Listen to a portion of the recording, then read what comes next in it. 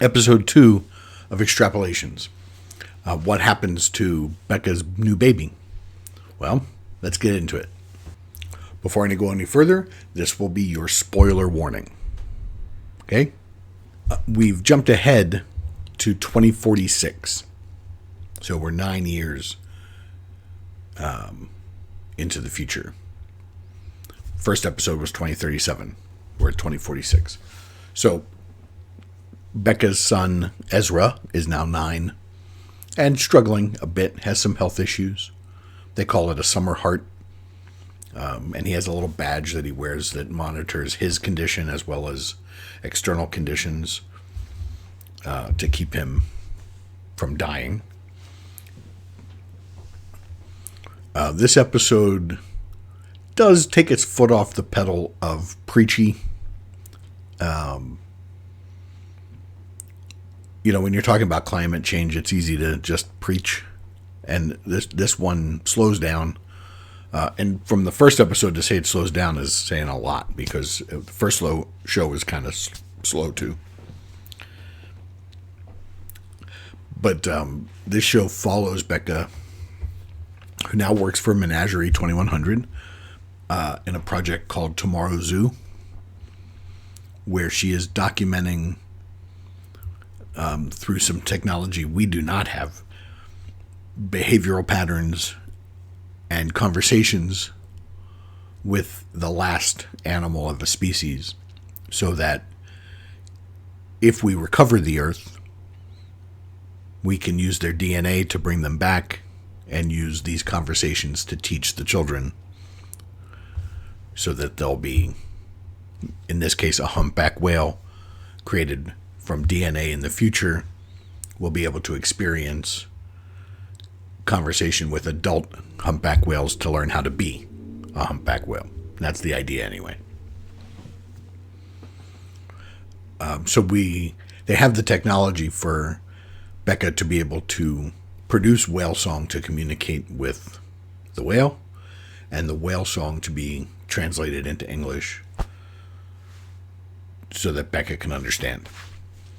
Apparently, it's forbidden or against the rules for her to use known voices, and she is using her mother's voice to represent the last humpback whale's voice. We find out later that her mother is Meryl Streep. Well, not Meryl Streep, being played by Meryl Streep. So this was a reminder that even companies that are trying to do the right things will not do the right things. So they mislead this female humpback whale by overnight, when Becca's not around, projecting a male mating call from a different time and place, because there are no other humpback whales. So the female is staying around looking for this male. But there's also no food.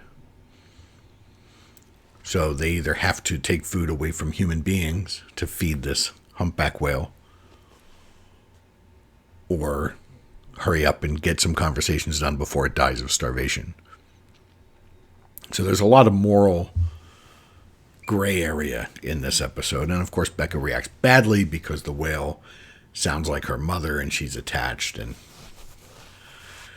she does finally get a portable unit. She gets reassigned for breaking protocol and the fact that they've done everything they can do with this humpback whale.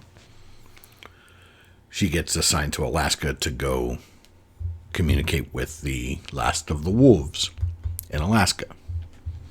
So she gets a portable translator. So she does take it.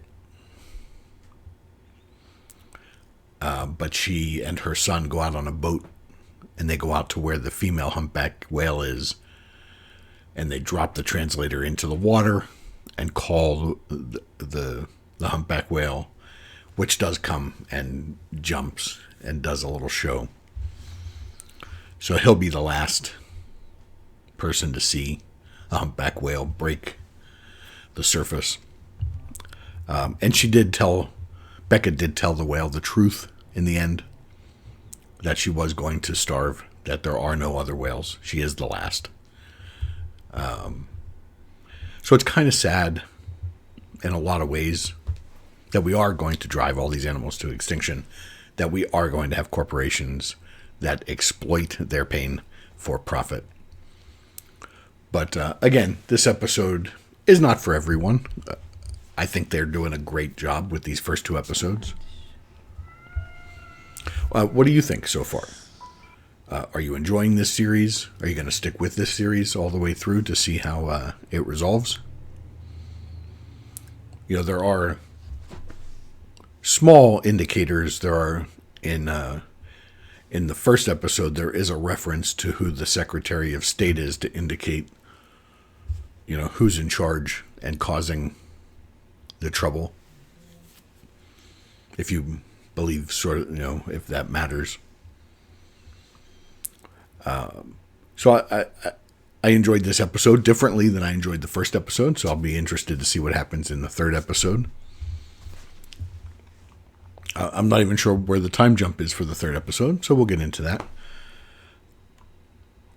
Like I said, I am enjoying this episode. Let me know what you think in the comments. If you're enjoying these reviews of these shows, give me a thumbs up. Maybe leave me a comment or subscribe if you don't want to miss any future updates from me. But other than that, I'll see you on our next video. I'm Sean. This is Sean's Take. The more you know. See you next time.